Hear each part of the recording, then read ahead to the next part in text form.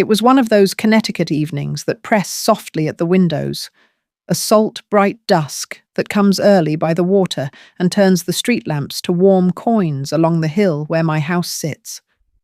I had ironed the linen that morning, set the table in the dining room that faces the little grove of black birches, polished the silver Bradley, and I received as a wedding gift in 1971, and carried down the blue willow plates from the cabinet I still call my mother's, though she's been gone more than 3 decades now.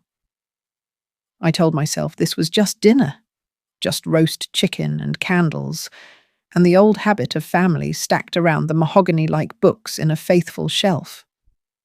But there are nights the air itself carries a tremor, and when I heard my son's car door slam and a chirp of laughter from my daughter-in-law floating up the entryway, that tremor walked into the house with them and sat down at the head of the table in Bradley's chair, as if it owned the place. They arrived with the hurry of people already late to something more important. Coats flung at the foyer bench, a breezy apology wrapped in perfume, and the sort of smiles that skim across the surface of your face instead of belonging to it. "Mum," my son said, kissing the air beside my cheek, "this looks amazing." And he said it in that efficient way you thank a server, as if the gratitude could be filed later. My daughter-in-law brought a cake in a box with a ribbon she made sure to adjust twice so the logo showed, a confection from a bakery that sells nostalgia by the slice, and she placed it dead center on the sideboard where I keep the family photographs. "We didn't want you to fuss," she added, touching a frame and straightening my mother's face by a degree that was not crooked to begin with. "You shouldn't be doing so much at your age." She has a talent for compliments that are weighted like doorstops, useful, heavy, and impossible to ignore. They insisted I sit. They poured the wine. My son, whose hands used to be small enough to vanish inside mine when we crossed Post Road to buy penny candy at Shelton's, lifted the corkscrew like a gentleman in the sort of commercial where good sons exist. He filled their glasses first. He told me work was intense, which is the word he uses when he wants to be spared detail, and my daughter-in-law nodded in the crisp rhythm of someone held together by schedules and expensive hair. I carved the chicken as if the meat would tell me something if I cut cleanly. The room smelled of rosemary and lemon and a cold hint of rain from the porch. I placed each piece on the platter with a care that would have been funny to me if I weren't the only one present who thought care had value beyond the cost of what it prevented. My hands were steady. My voice, when I asked about their week, was steady. Everything that could be steady in me, I steadied, because I have learned there are people who hunt in tremors. The first small cruelty was nothing more than a glance.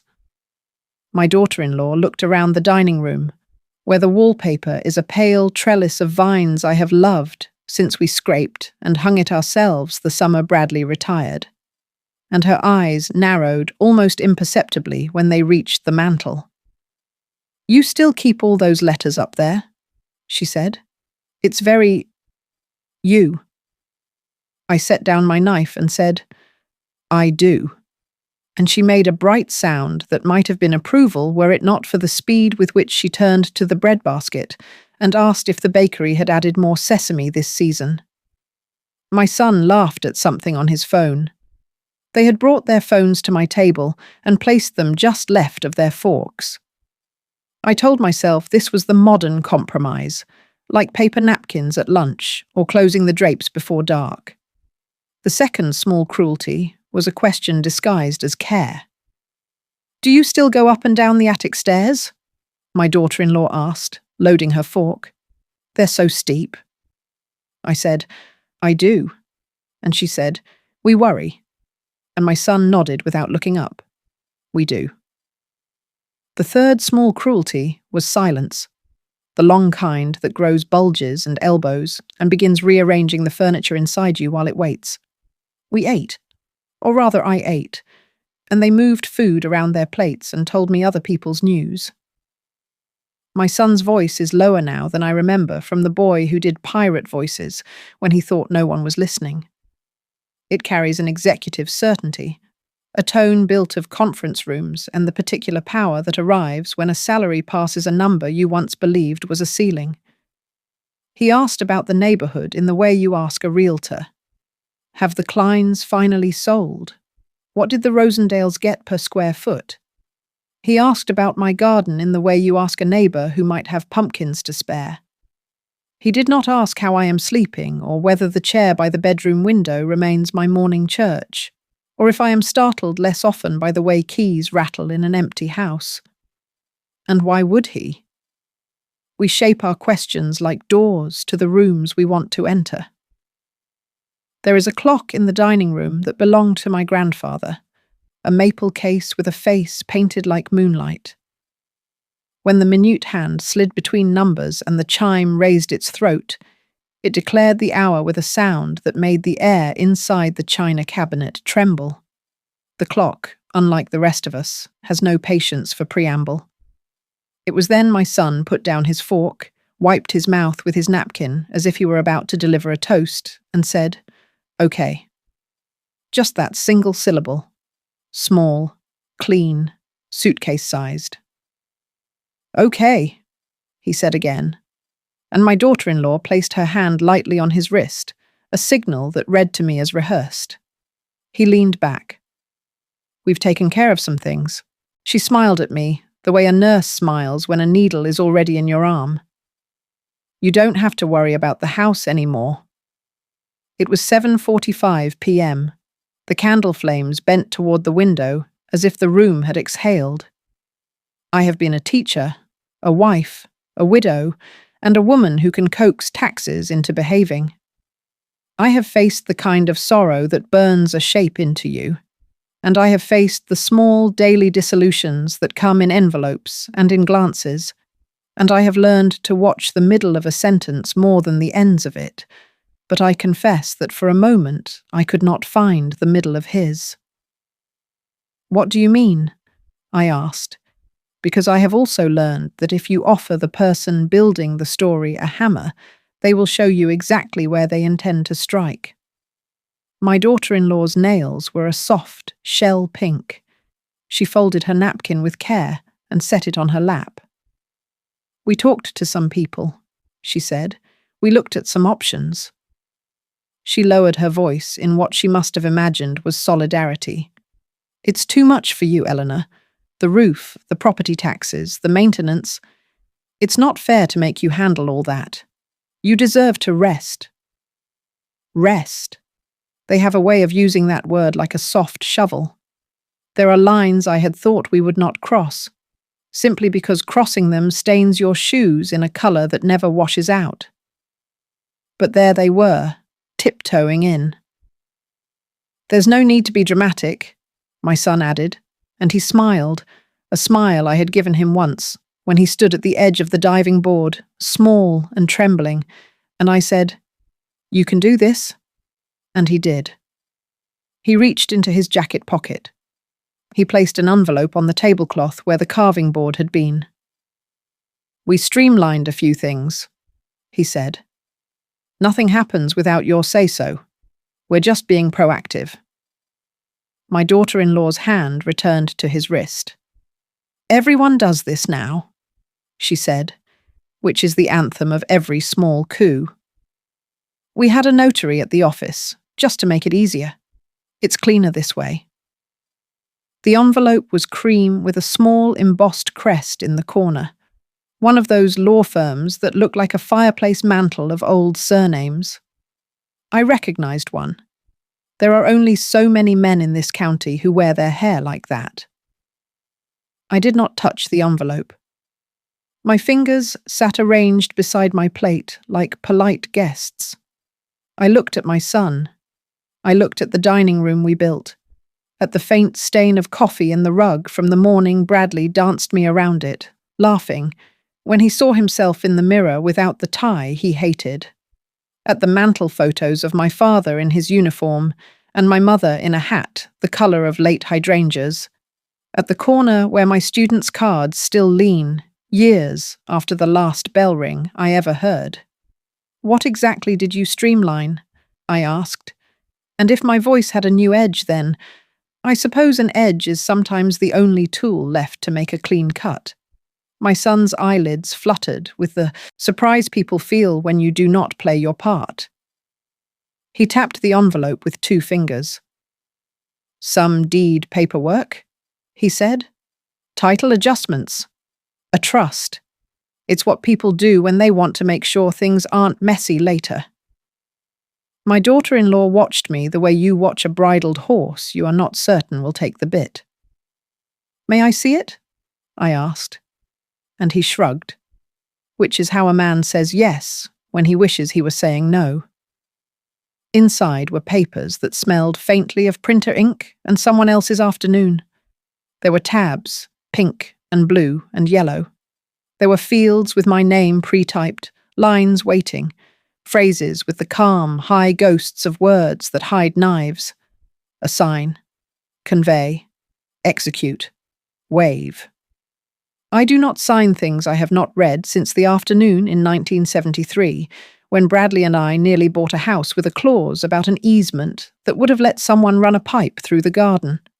An old man at the town office cleared his throat and showed us where we had missed it, and ever after I have given each page the time it needs to introduce itself. My son watched me not read these pages. "Don't worry about the details," he said. "It's all standard. We already spoke to someone at the town. It's handled."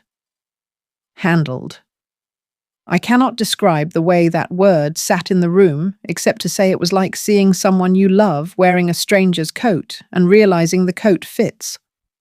I slipped the papers back into the envelope with the sort of care that makes people think you are timid. "Who at the town?" I asked, and my daughter-in-law fluttered a hand. "Oh, you know, registry people." As if they were a single person in a hat. My son reached for my glass and topped it up, as if he were rewarding me for something. "We'll go through it later," he said. "Let's just enjoy tonight." But that is the trick, isn't it? To set a bomb beneath the table and then ask everyone to compliment the flowers. I am 71, which means I know the cost of pretending ignorance when knowledge is required, and I know the cost of exposing truth when politeness is preferred, and I will tell you something I have learned. There is a tone people take with older women that is identical to the tone they take with children and pets, and it is the tone of ownership. They do not hear its ugliness, the way certain vowels flatten. They do not imagine we notice the way their eyes move, triangulating what we can see and what we cannot reach. But I have listened to that tone long enough to let it pass over me like a weather front and leave the air clearer behind it. "I would like to call Daniel," I said, setting my napkin beside my plate. "Who?" my daughter-in-law asked with a smile I have seen on women who have already decided to say no. "My attorney." She laughed then, without meaning to, a burst of sound like a cork refusing to be elegant. My son lifted his hands theatrically, as if to calm an invisible audience. "Mom? Come on," he said, and the smile he chose was meant to keep the mood light. "You don't need to call a lawyer over dinner." The clock hands moved again, soft as a metronome that governs other people's mistakes. If there were laughter then, it was light, practiced, the kind of laughter people use to pull a curtain between themselves and what they hope you will not insist on seeing. I pushed back my chair. I did it gently, without scraping, because dignity has a sound, and I prefer it to be made of small decisions. I took the envelope with me, not because I needed it, but because I did not trust them alone with it. "I'll step onto the porch," I said. "It will be quick." My daughter-in-law said something about the chill and whether I should take a shawl, and my son said, "Don't be dramatic, Mom," shaping the words with that round, patient authority I once admired in him when he coached a child through tying his shoe. "We've got this," It's handled.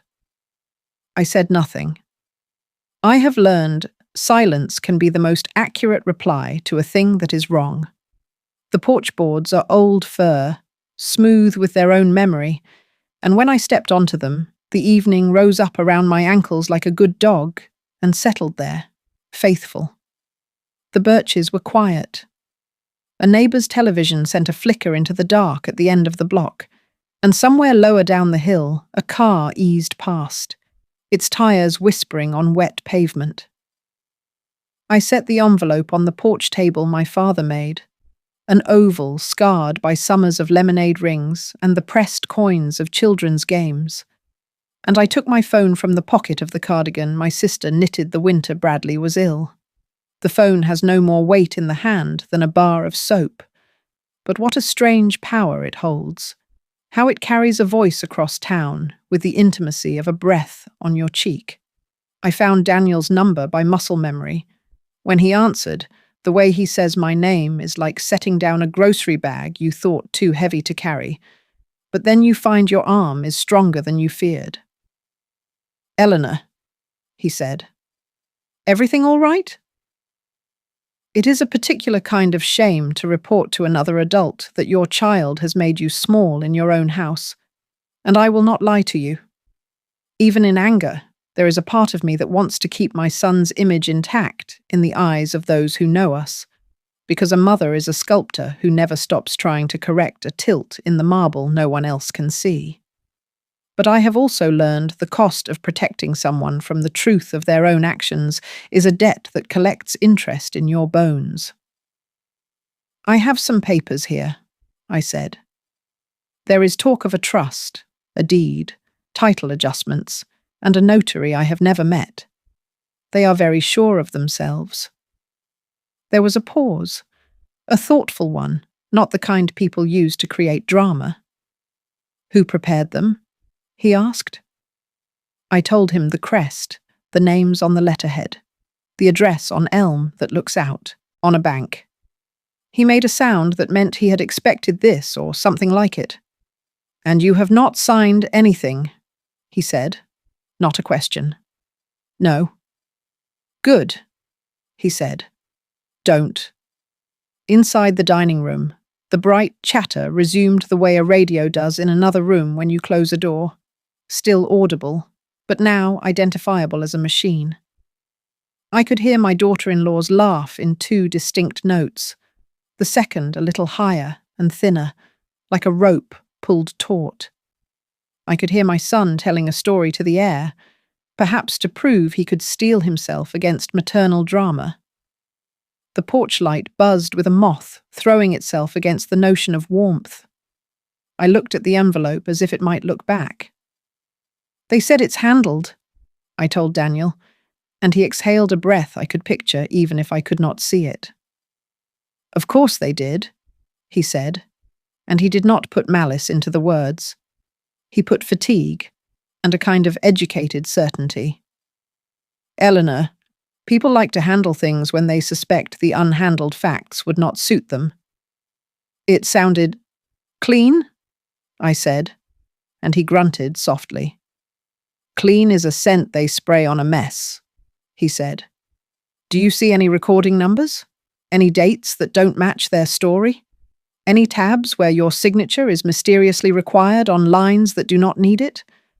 Take a photograph if you can, but do not initial a single page." I told him I would not. My hands remembered the way ink feels when it dries on your own name, and they did not itch for it. If anything, they went still, as a deer's ears do when a twig breaks in the wrong direction. I leaned against the porch post and watched my breath in the light. I suppose they thought I would smile and sign and thank them for their adult competence, I said, and the words made heat in my chest that did not belong to the evening. "They are good at rehearsing what they believe I will say," he replied. "They forget that people who have lived a long time have also collected many little scripts of their own." The cake sat in its box on the sideboard. I could see it through the window, a white parcel waiting to be a reward for complicity. I remembered my son at 6, standing on a chair to reach the dough, plunging his hands into flour like a summer bird into a bath. And he told me he would make me a cake every year until I turned 100, and I believed him because that is what it means to be 6 and to be believed. I do not want to scorch the earth, I told Daniel. I want to scorch the lie. There are ways, he said. We will be careful. We will be thorough. He asked me the practical questions that put rails under fear. Did they mention a trust protector? Was there a transfer on death? Had anyone been added to my accounts? Numbers are things I can hold without my palms sweating. I answered what I could. He listened. He said, I will call the clerk in the morning. There is a woman there who knows where the bodies are buried, and by bodies I mean paperwork. He paused. Eleanor, I will also tell you something you may not want to hear. My hand tightened around the phone the way a sailor takes 2 wraps around a line. Say it, I said. If they went to a notary without you and received a stamp on a document claiming your presence, that is not just a mistake. That is a crime, however politely it has been dressed for dinner. The porch boards received that word like a landing. Crime. I do not relish the opera of it, the way mouths open when you apply that costume to a scene. But I also will not pretend a slow theft is a generosity. I looked again at the birches and pictured the attic where I keep the quilts my grandmother stitched from dresses she wore in 1948, when the world looked ready to be good. I will not sign anything, I said. Good, he said again. Tonight, be gracious enough to leave the table when you wish, but do not be so gracious you become an accessory to their script. If they push, tell them I advised you to wait. Blame me. I already get paid to be unpopular. It made me smile, the way humor sometimes kneels beside you in the dark and offers to help you tie your shoe. Through the glass, my daughter-in-law leaned in toward my son and said something with her mouth puckered like a child forced to taste a bitter medicine. He shrugged. He made the face men make when they have to check a mirror of themselves and do not like the light. I was struck by love then, not the fond kind, the older kind, the kind that recognizes its own foolishness and stands anyway. We think love is a young person's sport. I have found it is, in fact, an endurance event whose medals are given to the ones who know when to stop pretending the course is flat. I think I loved him more than I had 5 minutes before, and I think I loved him less. Stay on the line, I said. I am going back in. I picked up the envelope and the phone and opened the door with my hip. The warm smell of dinner rolled over me, butter and lemon and the faint heat of wax. My son turned, and his smile arrived slower than it would have if he were entirely certain of himself. Everything okay? He asked, and the question sat there, wagging its tail as if it had found its way home. I nodded the way you nod when someone you love is on the other side of a cliff you cannot yet pull them from. I spoke to Daniel, I said. My daughter-in-law's fork paused in the air as if she'd been instructed to hold for a photograph. Oh, Eleanor, she said, with that lacy pity women save for each other when they want to hide a bruise they intend to defend. You didn't need to do that. My son's mouth flattened. This is unnecessary, he said. Unnecessary is a word men use when the work belongs to a woman, and it irritates their sense of how the world should stack itself. I set the envelope on the sideboard where the cake waited. We agreed, said gently, that we would enjoy dinner. I will not sign anything tonight. In the morning, Daniel will call the town clerk. My daughter-in-law made a small noise of exasperation and smiled at me again in the way people smile at babies who put peas in their hair. We were trying to make this easy, she said. We went to a lot of trouble. And I believe she had. A good coup requires logistics. My son's hand closed around his wineglass and opened again. "Mom," he began, and there was, at last, the waver I had been listening for, the human seam in the corporate veneer. "We're doing this for you." I know the temptation of that sentence. I have used it myself, to talk a child into rest or a husband into a doctor's appointment he did not want. For you is the final ribbon on a gift someone is handing to themselves. "If this were for me," I said, "you would have told me first." No one speaks when a truth has the right key and finds the lock by sound. The silence settled. Daniel's voice was a small, steady current at my ear. "That's good," he whispered, and the strange comfort of an ally not in the room made me feel less like I was standing alone in the doorway of my own house. The cake knife lay beside the box, a slender silver tongue ready to declare the portioning fair. There was a part of me that wanted to perform the ritual and convert the night back into sugar and plates and leftovers they could take home in carefully labelled containers. But there is a way to ruin a dessert that is not a matter of taste. It is to serve it as if sweetness is the story, and not the pause between chapters of a story you must be brave enough to read. I put the phone against my shoulder and reached for the knife, then stopped. "I'm tired," I said, and it was true. "I'll pack some for you to take." My daughter-in-law began to stand, to show me where the plastic wrap in my kitchen always lives and will always live, and I held up one hand. "Sit," I said, as if in my own class again. She sat. I cut generous slices and placed them into boxes, the ridged paper sighing as it received them. I wrote their names on top with the felt pen I keep in the drawer that sticks. I did not touch the envelope again. I did not hand it back. I left it on the sideboard in the shadow of the family photographs, where my mother's eyes could sit beside it and be the witness I needed, even if only to myself. My son watched me label the cake. He had the look of a man trying to decide whether to carry a heavy thing up the stairs or to leave it in the hallway and pretend it belongs there. "We'll talk tomorrow," he said finally, with the resignation of someone scheduling a meeting they do not want to have. "Yes," I said. "We will." I walked them to the door. The air beyond it kissed our faces with the cool honesty of night. My daughter-in-law hugged me, and her perfume pressed against my throat as if it could leave an ownership mark there. But I am not a piece of furniture. My son kissed my cheek in the correct place, and his stubble scratched a little because it always has when he forgets the angle. "Love you," he said lightly, and it was the lightness that hurt, more than the words comforted.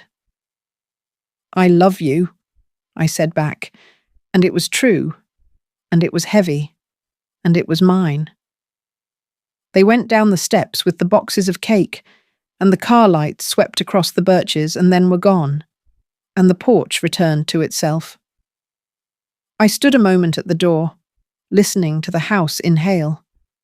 Behind me, Daniel's voice entered the warm light of the hallway. "Eleanor?" he said. "I'm here," I answered. He did not ask if I was all right. He knows better than to offer me a smaller feeling than the one I'm carrying. "I'll be at my desk at 8, he said. "If anything arrives overnight, emails, calls, deliveries, do not respond. Keep everything. We'll check the index at the clerk's office for any filings. If there's a quitclaim deed recorded, we'll contest. If there's a trust, we'll examine its terms. If there's a notary stamp without you, we will let the state know. Tonight, take the envelope to your bedroom, put it somewhere simple, and lock your study." I thanked him, not for the advice, but for the way each sentence made a rail in front of me where there had been only fog. The clock in the dining room lifted its voice again and told the house the time. The hour it named felt both true and unimportant, the way a doorbell does after you open the door and decide not to ask the caller in. I took the envelope, heavier with meaning than with paper, and walked down the hall. On the way, I stopped by the mantel and straightened the letter from Bradley I keep in its glass, the one where he wrote from the hospital that the worst part of illness is the way it narrows a life you built to be wide. I touched the glass with 2 fingers, the way I used to touch his wrist to feel his pulse when he was sleeping, and I could not. Then I turned toward the bedroom, the carpet soft under my feet, the house turning its old, familiar face toward me in the pleasant relief of a guest gone. "Eleanor," Daniel said, his voice steady in my ear. "I think we have a problem." I woke to a stillness that did not belong to the house I have known for 40 years. It wasn't the easy quiet of a Connecticut morning after rain, when the air carries the smell of wet cedar and the birches keep their gossip low. This was the kind of stillness that waits for something, a kind of held breath.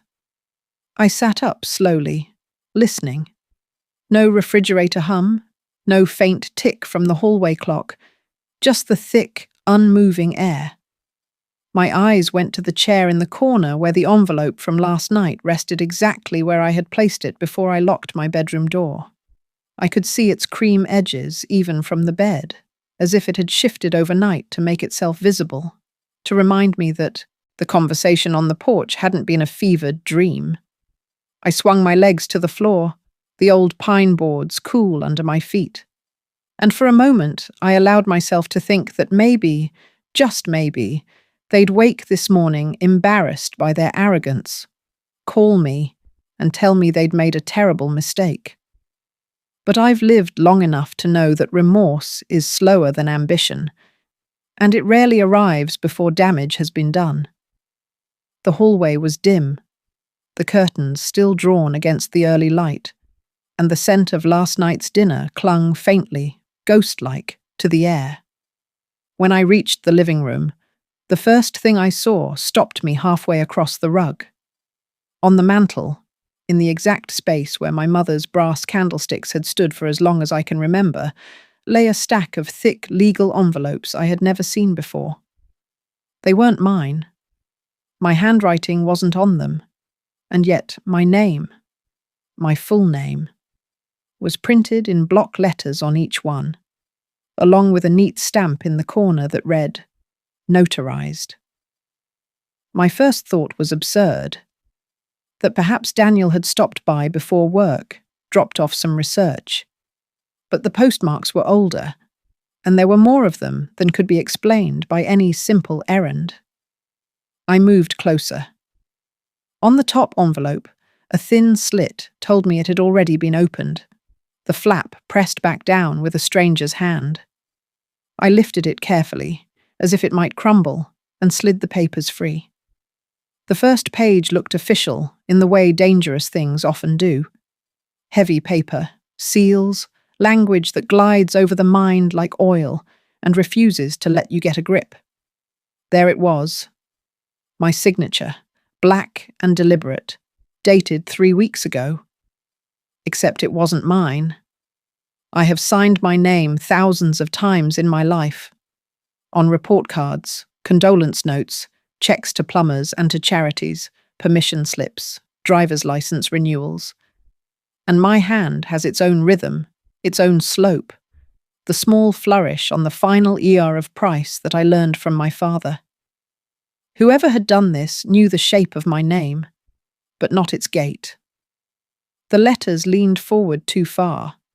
The loop of the E meaner and tighter than mine has ever been.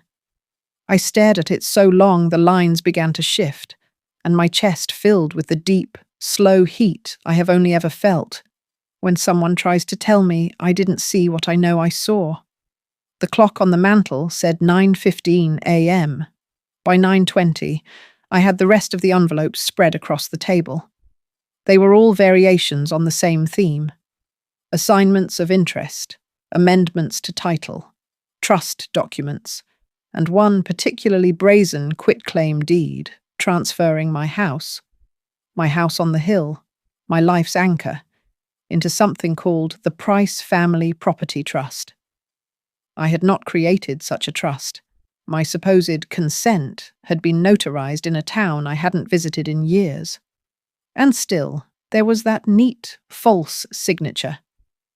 I don't remember sitting down, but I was in the wingback chair with the morning light now pushing through the curtains, making the seals on the documents glow faintly. My study door was ajar. I knew I'd locked it last night. The key that usually lives in the small ceramic dish by the telephone was gone.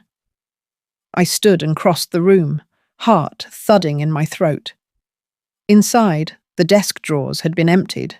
My folders, tax returns, insurance policies, letters from Daniel over the years, were gone. On the top of the desk sat only a single pen, one of those promotional ones from a bank, as if to mock the idea of real permanence. The room felt different without my papers, like a body that's been drained of blood but still stands upright.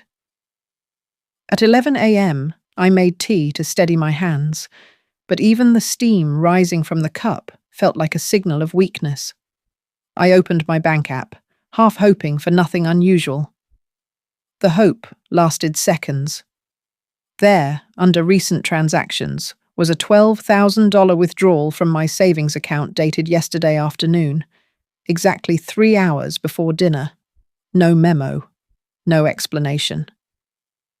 My breath caught in my throat in a way that made me dizzy. It wasn't the amount alone, though it was no small amount. It was the way it sat there on the screen, already done, as though my consent were as easy to assume as air. By 4 p.m., I'd walked the perimeter of the house twice, not for exercise, but because I couldn't shake the feeling that something else had been altered, removed, or prepared. That's when I noticed the garage, the side door, the one I use when I bring in garden tools or store away holiday decorations, had a new padlock hanging from it, a bright, brassy thing with no rust, no wear. I didn't put it there. And when I went around to the main garage doors, I saw fresh screws in the latch plate, the kind that glint even in low light. My hands ached to tear them out, but I knew better than to leave obvious signs before I had the full picture. That evening, as the light turned the birches into black lace against the sky, I returned to the living room and faced the mantel again. The legal envelopes sat there like patient animals, waiting for the moment I would either cage them or set them free. I reached for the quitclaim deed, the one that felt most like a bullet. At the bottom of the page, next to the forged signature, was a line I hadn't noticed earlier. Recording number 2024-11382. My skin prickled. Someone had already filed it. Not prepared it or planned to, but filed it as if my home story had already been rewritten in ink that could not be washed away. I heard the faint vibration of my phone on the side table. A text from my daughter-in-law lit the screen. It's done. No going back. I stood there, the phone still glowing in my hand, the forged papers spread before me, the mantel crowded with proof of their audacity. Outside, the first porch light on the street blinked on, as though the neighborhood knew something had shifted here, in the house, on the hill. My tea had gone cold hours ago. I set the phone down slowly, the words from the text still burning in my mind. Somewhere, beneath the heat and the fear, a colder, sharper thought began to take shape, and I knew I would need Daniel more than ever in the days to come. The room was still lit only by the thin wash of evening when I finally picked up the phone again. The text from my daughter-in-law lay there like a verdict. It's done. No going back. For a moment I simply stared at it, feeling the weight of every word pressing against my ribs. The temptation to reply with something sharp, a sentence that would cut clean through her certainty, was strong. But sharpness is wasted when the other person has already convinced themselves they've won. Instead, I scrolled to Daniel's number, my finger steady, my mind rehearsing nothing. He answered on the second ring, his voice a quiet, anchoring presence. "Tell me everything," he said. No greeting, no small talk. I started with the mantle. I told him about the envelopes, the forged signatures, the quitclaim deed with its tidy little recording number already stamped as if the ink had been dry for weeks. I described the missing study key, the stripped drawers, the $12,000 withdrawal, the padlock on my garage, the screws that still gleamed like fresh wounds. I could hear him taking notes in the background, the soft scratch of pen on paper, the pause when I gave him dates and times. When I read him the text from my daughter-in-law, there was a silence that carried weight, not indecision. "Eleanor," he said finally, "this is not just opportunistic. This is organized, and it's already in motion." His voice had that clipped, deliberate tone I'd heard only once before, years ago, when he represented a widow whose nephew had tried to sell her late husband's tools behind her back. "Can it be undone?" I asked, because that is what you ask when something that feels like a theft is already wearing the clothes of permanence. "Yes," he said, "but not by arguing at the dinner table. We need to stop speaking their language and start speaking the courts." He told me to bring every document I'd found to his office in New Haven in the morning. "And Eleanor," he added, "don't tell them you're coming to see me. Let them think you're hesitating. People reveal more when they believe you've stalled." The clock read just past 5 p.m. when I hung up.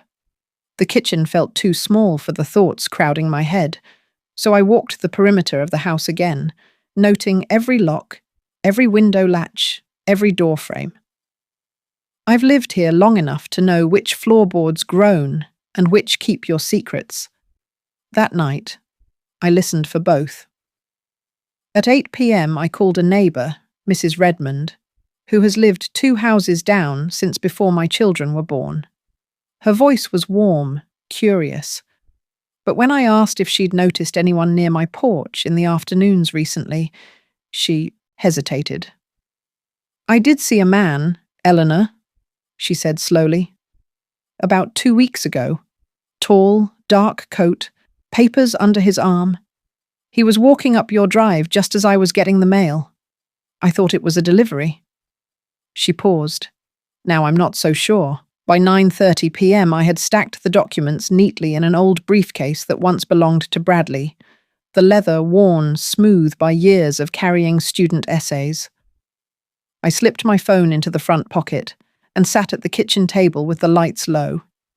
I could feel the house holding its breath again, as if it, too, was waiting for whatever tomorrow would bring. My mind kept returning to the text. No going back. And to the way my daughter-in-law's fingers had rested on my son's wrist like a signal only they understood. I thought about what Daniel had said. People reveal more when they think you've stalled. That night I slept lightly, the kind of sleep where you hover at the edge, ready to wake if the air shifts. And when morning came, pale and windless, I dressed as if for a formal errand. Pressed jacket, sensible shoes, hair neat, and left the house with the briefcase in my hand. The drive to New Haven was quiet, the highway almost empty, but my mind was full of the conversation to come. Daniel greeted me at his office door with a look that told me he'd been thinking of nothing else since we'd spoken. I set the briefcase on his desk, flipped the latches, and watched his eyes move over the forged pages. When he reached the quitclaim deed, he let out a breath through his teeth. "They were sloppy," he said, tapping the corner of the page.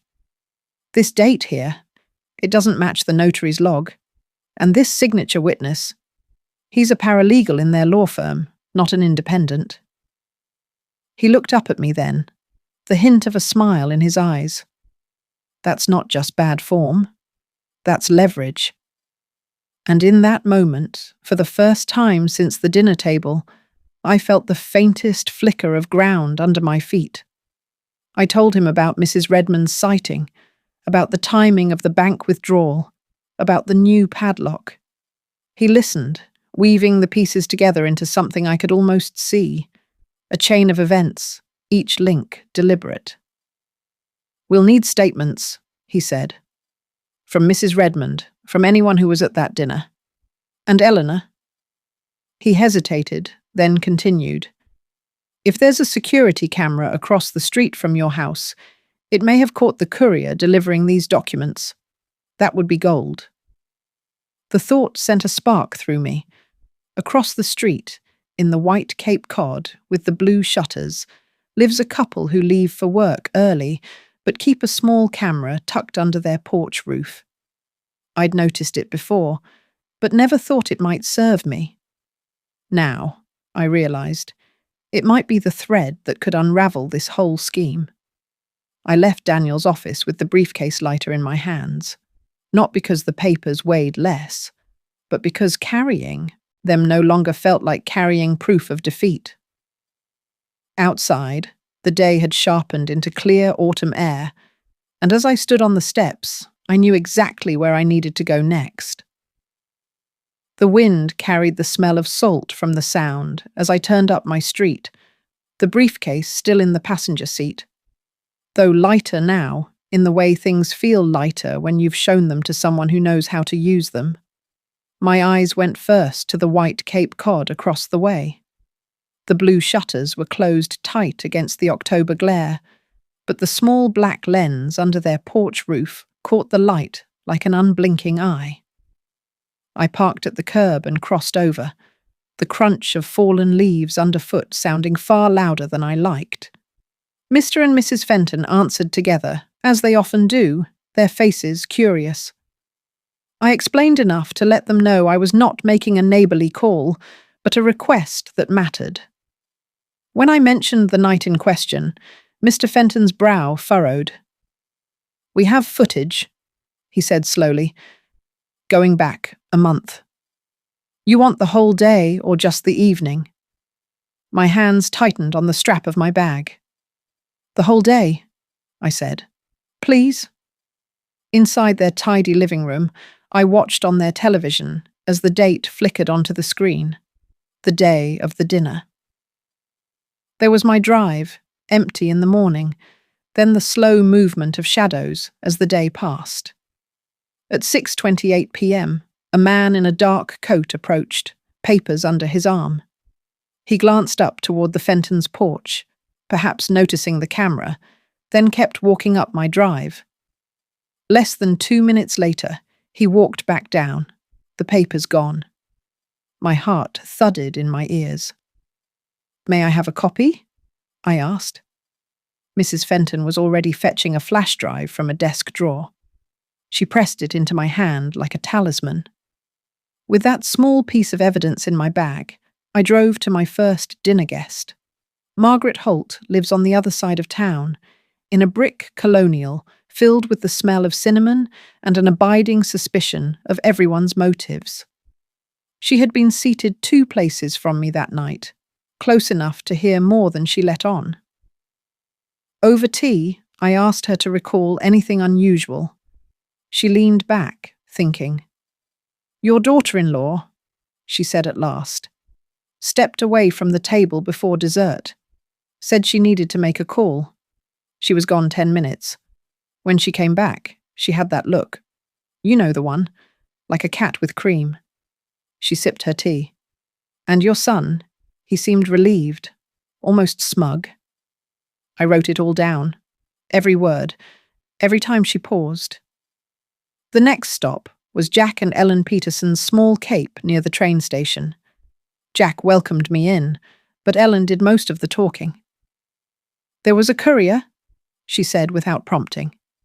I saw him through the dining room window. He came to the side door. Your son met him, took something, and tucked it into that leather folder he brought. I assumed it was business, but now—" Her voice trailed off. She described the courier. Tall, dark hair, wearing gloves, though the night was mild. The description matched the man from the Fentons' footage. By the time I reached the last guest, my cousin Beth, the autumn light had thinned into that fragile gold that makes even familiar streets feel like thresholds. Beth had always been the most loyal in theory, but her loyalties were weather vanes in practice. When I pressed her about the night, she hesitated, eyes darting to the side. "I don't want to get in the middle," she said. I told her gently that the middle was exactly where she already was, whether she liked it or not. Something in my tone must have reached her, because she sighed and admitted she'd overheard my daughter-in-law in the kitchen telling someone on the phone, "It's ready. He'll have her sign before the end of the night." Driving home with the sun gone and the street lamps flickering on one by one, I felt the evidence shifting from scattered memories to a pattern. Times, faces, gestures, all lining up like the edges of a map. In the folder on the seat beside me, I now had witness statements, a flash drive with footage, and notes from conversations that tied the dinner to the documents on my mantel. But it was one photo, given almost as an afterthought by Ellen Peterson, that made my breath catch. Taken during dessert, meant to capture her husband's smile. It reflected in the glass of the china cabinet. My son, in the background, handing a sheaf of papers to a man in a dark coat before the first slice of cake had even been cut. The morning of the hearing broke with a pale, rinsed sky, the kind that looks harmless but hides a cold edge in the wind. I left the house early, Daniel's leather-bound case file balanced on my lap in the passenger seat like something alive. Inside it was everything we'd gathered. The Fentons' footage, Margaret Holt's notes, the Petersons' statement, Beth's reluctant admission, and the photograph that caught my son mid-transfer of those papers. I had studied that photograph so many times that the reflection in the cabinet glass felt more real to me than the faces in front of it that night. It was the hinge of the case, the frozen second when the scheme revealed itself without realizing it had. The Stamford courthouse loomed with the same stone-faced dignity it always had, but that day it felt more like a gatekeeper than a civic building. Inside, the halls smelled faintly of paper and coffee left too long on a warmer.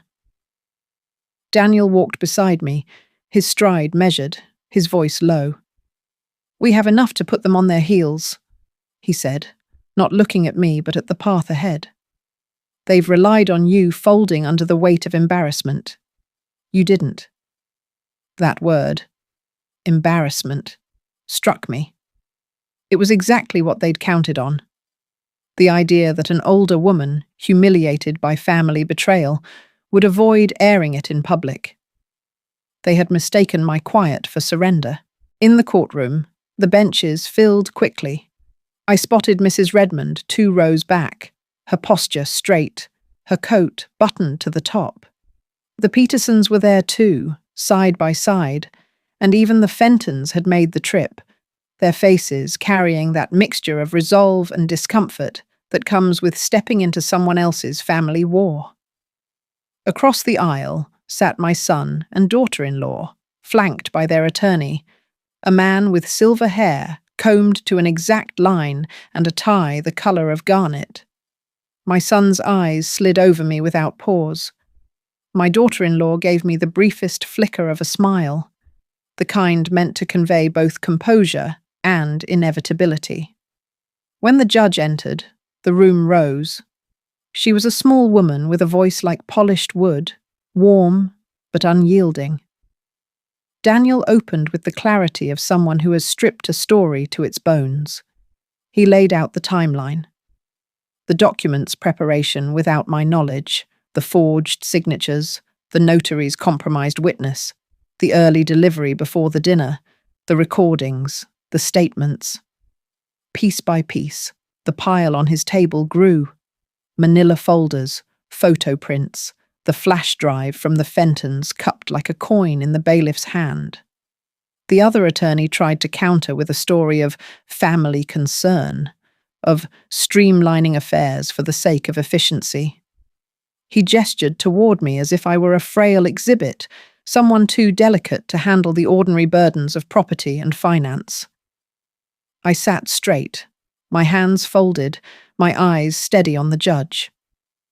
When Daniel called Mrs. Redmond, she spoke with the calm precision of someone recounting the weather. She had seen the man in the dark coat. She had noted the time. She had thought it odd, but unimportant until now. The Petersons followed, describing the handoff at the side door, the leather folder, the timing. Margaret Holt's words painted my daughter-in-law's absence in the kitchen like a highlighted line in a ledger. Then came the photograph. Daniel held it up, the china cabinet's glass gleaming in the print, my son's profile clear, the papers visible in his hands. "This was taken before dessert was served," Daniel said, "before any conversation about a trust or a deed at the dinner table. The documents were already in play. The decision was already made." For the first time, I saw my son shift in his chair, his jaw tightening. My daughter-in-law's composure cracked for a flicker, a swallow, a glance toward the door. The judge asked to see the quitclaim deed. She studied it, then compared the signature to my driver's license. Her brow furrowed. "This is not the same hand," she said plainly. The other attorney began to speak, but she raised her palm. "The witness is a paralegal employed by your firm?" He admitted it was so.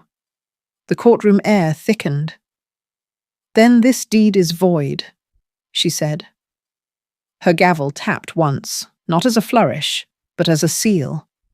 She ordered that the house title be restored to my name. Immediately, the forged document struck from the record, and the matter referred for further legal review by the state's attorney. There was a rustle in the gallery, relief from some, discomfort from others. My son's shoulders seemed to fold inward. My daughter-in-law stared at the table as if it might offer an escape. I did not gloat. I did not smile. Victory, when it comes in matters like this, is not a bright thing. It is a restoration of balance, the slow righting of a ship after a storm. Daniel gathered the files, his movements efficient, his expression unreadable. When we stepped into the corridor, reporters with small recorders and sharp questions moved forward. But I walked past them without a word. This was not a story I wanted turned into a headline. Outside, the cold air met my face like a cleansing cloth. The courthouse steps were steep, but my footing was sure. Behind me, I could hear Daniel telling a reporter it was simply a matter of the facts speaking louder than presumption. I kept walking toward the car, the key warm in my palm, knowing that the real work would begin when I returned to the house on the hill.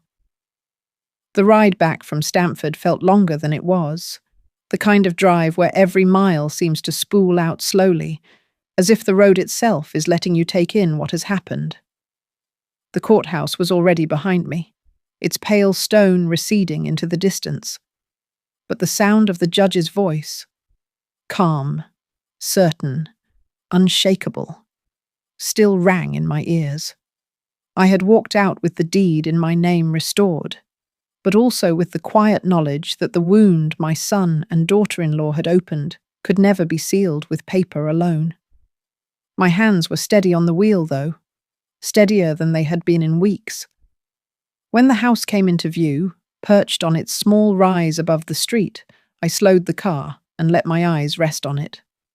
The afternoon light caught on the upper windows, turning them to gold, and for a moment it looked almost like it had in the early years, when Bradley would be out back splitting logs for the woodpile, and I'd be inside with a pot simmering on the stove, the radio low. The driveway was empty. I had half feared they might be here, waiting to make some awkward plea or mount a last defense. But the stillness told me I was alone. Inside, the air was cool and faintly scented with dust and old books. My first stop was the mantel. The forged papers were gone, taken into the custody of Daniel's office, but the space they'd occupied still felt marked, as though the room remembered. I stood there for a moment, then reached into my bag and drew out the freshly certified copy of my deed. The paper was crisp, the ink bold, my name printed clearly in the rightful place. I found a simple wooden frame in the hall closet and set it on the mantel between my mother's candlesticks. Not as a trophy, I have no taste for such things, but as a reminder to myself that vigilance is not the same as paranoia, and that even in the quietest seasons of a life, storms can come from within the walls you think are safe. I moved through the rooms slowly, touching the back of chairs, straightening a photograph, opening the curtains wide.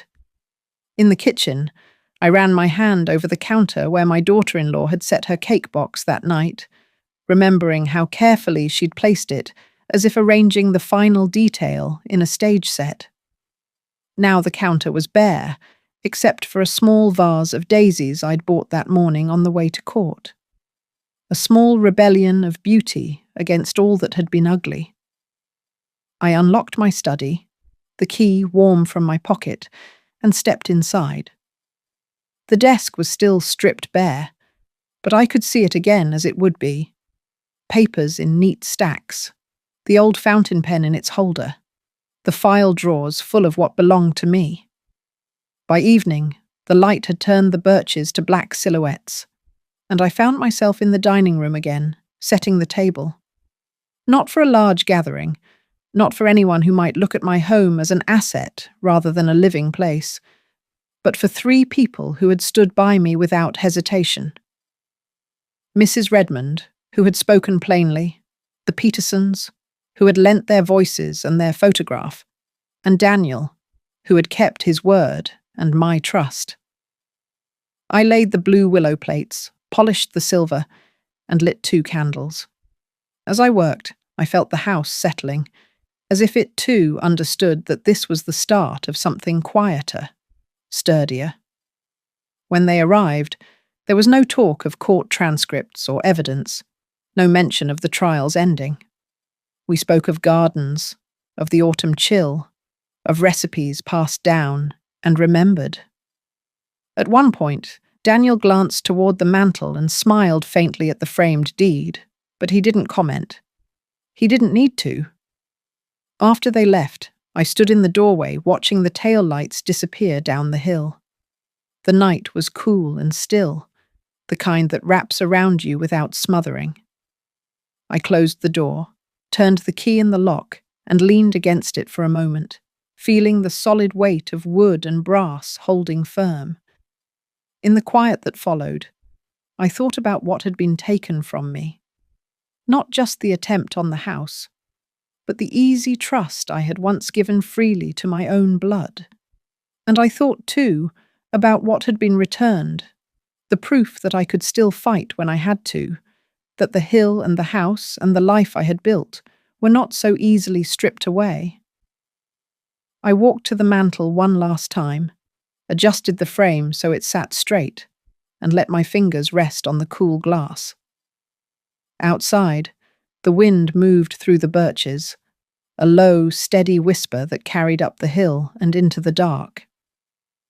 I turned toward the stairs, the house closing in around me in the best way, and knew that while some battles leave scars, they also leave you with the unshakable knowledge of what is truly yours.